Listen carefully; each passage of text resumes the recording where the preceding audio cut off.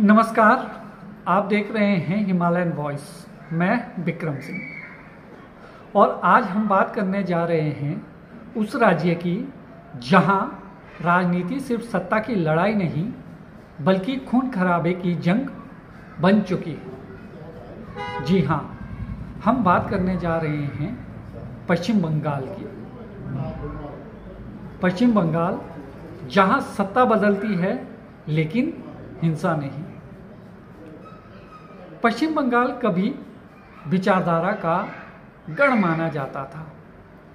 रविंद्रनाथ टैगोर, नेताजी सुभाष चंद्र बोस और बुद्धदेव की जमीन। लेकिन 1960 के दशक में नक्सलवाड़ी से निकली बंदूक की गूंज ने यहाँ की राजनीति का चेहरा ही बदल दिया।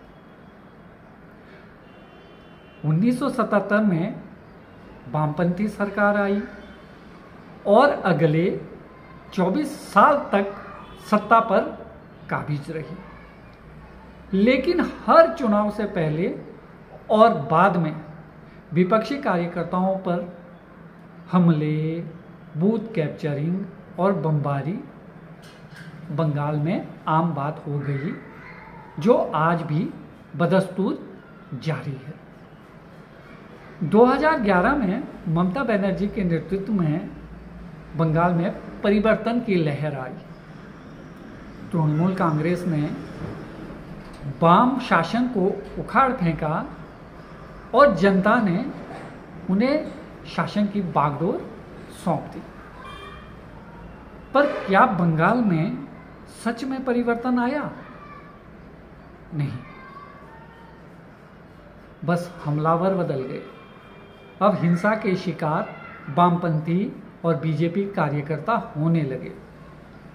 2018 के पंचायती चुनाव में 34% सीटों पर टीएमसी निर्विरोध जीत गई, क्योंकि विरोधी लोग नामांकन तक बंगाल में अपना दाखिल नहीं कर पाए। आखिर क्यों? वजह थी डर, धमकी और हत्या। 2021 का चुनाव तो आप सभी लोगों को याद ही होगा। बंगाल की सबसे हिंसक राजनीतिक लड़ाई। बीजेपी ने ममता को चुनौती दी और नतीजे के बाद राज्य में 30 से ज़्यादा राजनीतिक हत्याएं दर्ज हुई। एक और टीएमसी कार्यकर्ताओं की हत्याएं हुई, वहीं दूसरी ओर बीजेपी समर्थकों के घर जलाए गए। अब सवाल उठता है कि आखिर क्यों नहीं रुकती है बंगाल में ये हिंसा? तो इसका जवाब है, क्या बंगाल की राजनीति हिंसा पर ही टिकी है?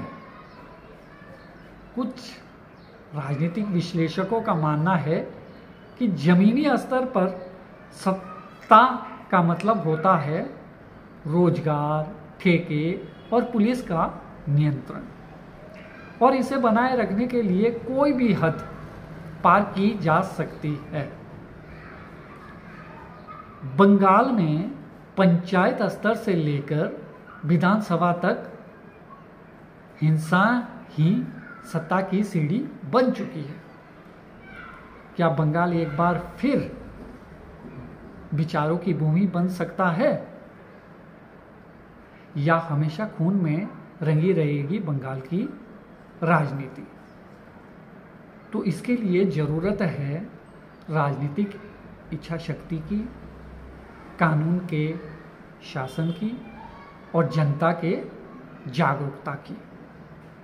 नहीं तो हर चुनाव एक युद्ध होगा और लोकतंत्र सिर्फ नाम भर का ही रह जाएगा बंगाल में। फिलहाल के लिए इतना ही।